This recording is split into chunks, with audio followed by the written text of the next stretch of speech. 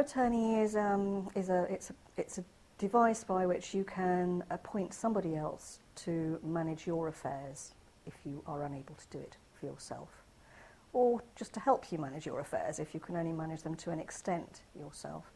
Until 2007, you could only make what was called an enduring power of attorney, and anybody who did, those are still valid.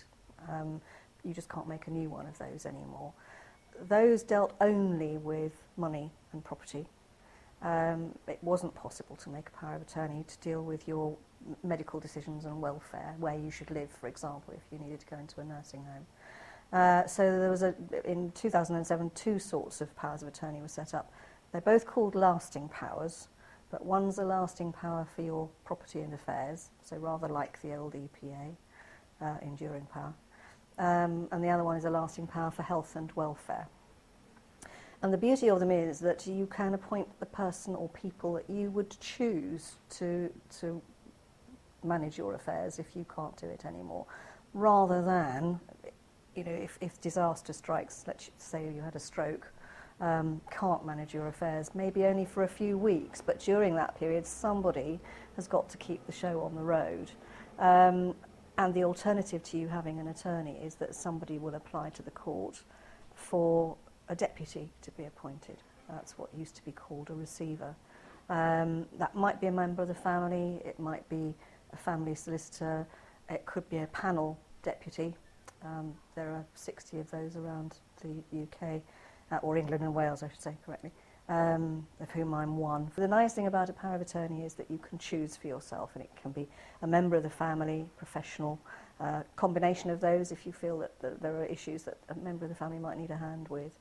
And the attorneys, the way you make a power of attorney is that you fill in a form, basically. You can download them from the intranet if you want to. You can get them from the government site, the court's site. People do get in a tangle with them. There's quite a lot of bureaucracy attached to it, and you do need to make sure that you've got every I dotted and every T crossed in exactly the right place.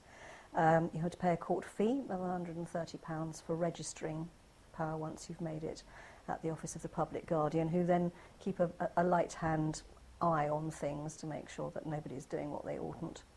And once the power is registered, the attorneys can then act, provided that the person who's given them that power is happy for them to make the decisions and can't make the decisions themselves. So to the extent that a person can make their own decision, they must be allowed to do that. You can just confer with them. If they really can't make the decision, then it's up to the attorney to make a decision in their best interests. Quite often people will appoint different attorneys for their property and affairs. Ideally you want somebody with a good financial head on their shoulders, from the people who might make the decisions about which nursing home they would go into, for example. It's more likely to be a close member of the family for that. Or should you be revived? If you're in a coma with no prospect of a quality of life after being revived, is that what you want? And who's going to tell the doctor what you want? And that would go into your health and welfare power. So it can be pretty extreme in what it does, but you can control how much power you give your attorneys within the document as to what decisions you'd like them to make, whether you want one or more people to make a decision, or whether you're happy just for one to do it. You can also appoint a backup attorney, so if you appoint somebody who then dies or goes off the rails or disappears abroad or whatever, you can have a backup attorney come in and take over. So they're good and flexible. I mean, my view, you know, I think everybody should have one. People will say, oh, but I'm not old enough. But, you know, road accidents happen, sadly. Illness happens, sadly.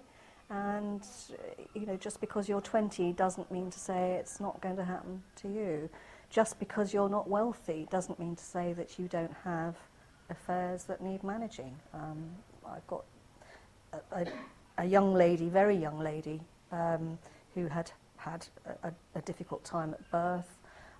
She's on benefits, she can't manage them, so I get to do that, to give her a hand with how to manage things and where she's, you know, to help her with where she's going to live and so on. So it's a good flexible system.